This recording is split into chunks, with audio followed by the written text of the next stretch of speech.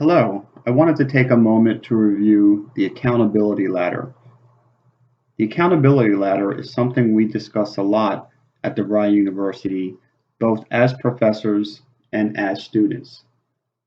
The ladder is a great tool to help us understand why we may not be getting the results we want out of life or in school and even accomplishing our goals.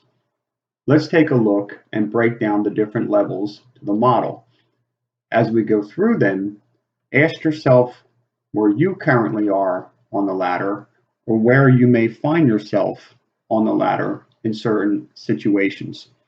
To go through each step, I'm going to relate it to a common example that I have seen in a lot of my on site courses when I have delivered them at our Center City campus in Philadelphia.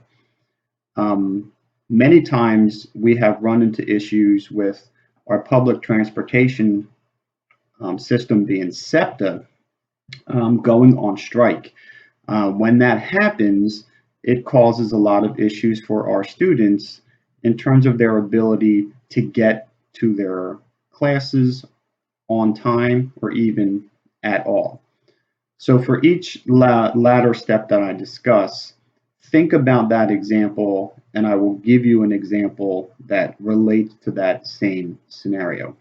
So let's start with the first rung of the ladder, which is called the unaware stage. At the unaware stage, these are people who are not even aware that there may even be a problem. So, for example, a student in the context of the example I was talking about here may not even be aware that SEPTA had gone on strike. So either they're not keeping up to date with the newspapers, they're not following the news, they haven't talked to anybody relating it, so they have absolutely no idea that SEPTA has even gone on strike.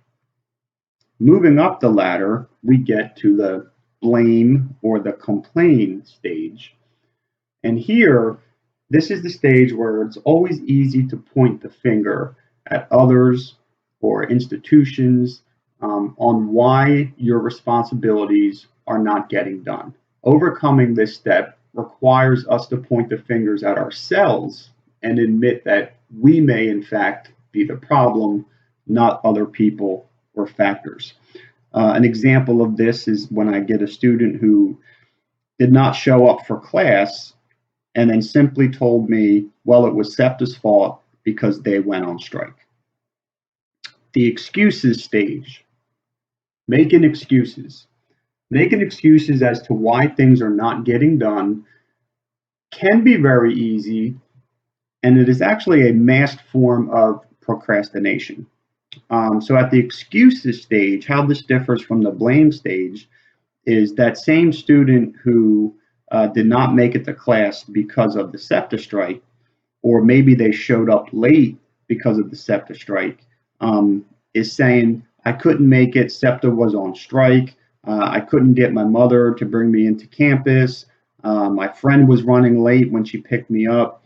So they're not just blaming SEPTA for it, they're actually listing a bunch of other excuses as to why alternatives could not be found.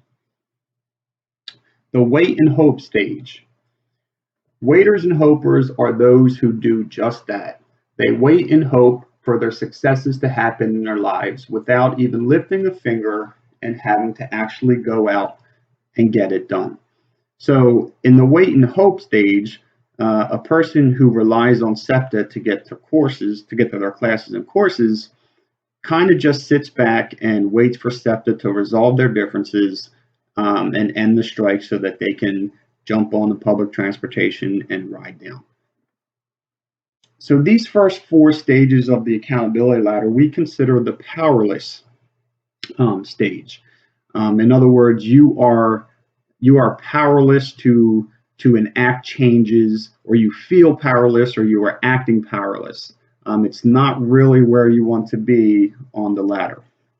As we move into the top four, we get into acknowledge reality. People who are at this level look at the situation in black and white and realize that there are things that need to get done and the responsibility for that falls on them. So for the SEPTA scenario we're discussing, a person at this stage realizes that SEPTA is on strike. They also know that it is going to prohibit them from getting to their class, and they accept that and they begin to think of ways around it. So they have accepted that this is going to cause them a problem getting to class, and they are beginning to think about ways they can get around it. At the own it stage, you have now acknowledged the reality of the situation, and now it is time to decide if we are going to fall back onto some of the previous steps of the ladder, like excuses or blaming or complaining, or if we are going to take ownership of the problem and move forward.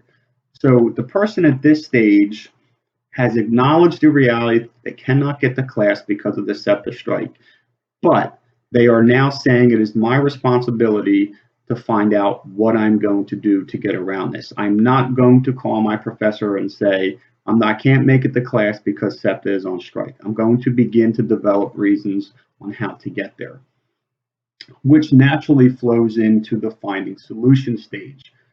Owning the situation is key, but now that you own it, the next step is to find solutions which are going to allow you to hit your goal. So finding solutions at this stage would be, okay, what can I do as an alternate way to get to class? Can I maybe grab an Uber ride? Can I carpool with a friend who has class on the same night? Am I close enough that maybe I can ride my bike there? Can I call a taxi? What are my alternate ways of getting to class? So you are actually listing solutions that will enable you to get there. And then hopefully you get to the top rung, which is get on with it. Or like what I like to say, make it happen. Now that you have owned it and you have come up with solutions, it is your time to implement and take action.